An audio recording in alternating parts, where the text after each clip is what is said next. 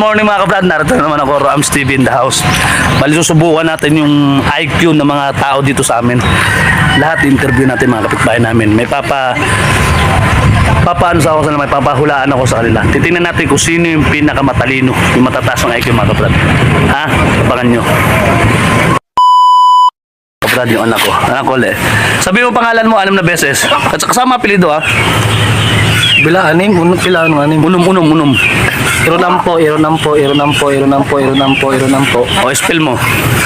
A-E-R-O-N. Spell mo. A-E-R-O-N. Tapos Trixie. Sabihin mo yung pangalan mo apelido 10 beses. Trixie. Spell mo. Trixy. Spell mo.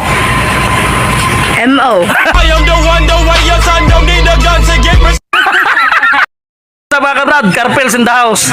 10 beses, sabihin mo house. House ba, 10 beses? House.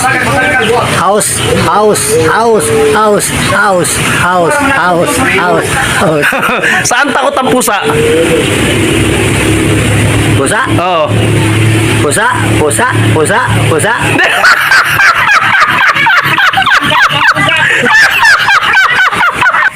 House, 10 beses. Ano man, asawa ko ba? Sabihin mo 10 beses, Cinderella. Cinderella. Bilangin mo. Cinderella. Ilang dwarf meron Cinderella? Ito.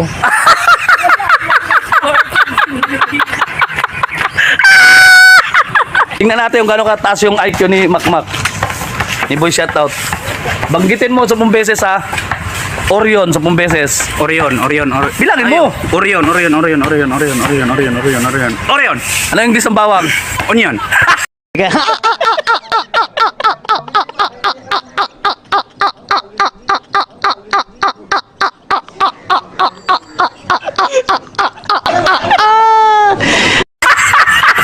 Ay, buwang! Ano?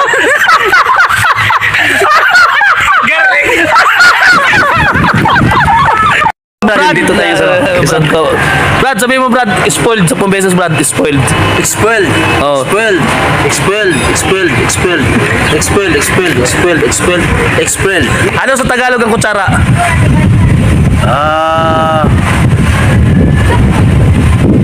Sara. Ha? Spoon. English? Ano sa Tagalog ang kutsara?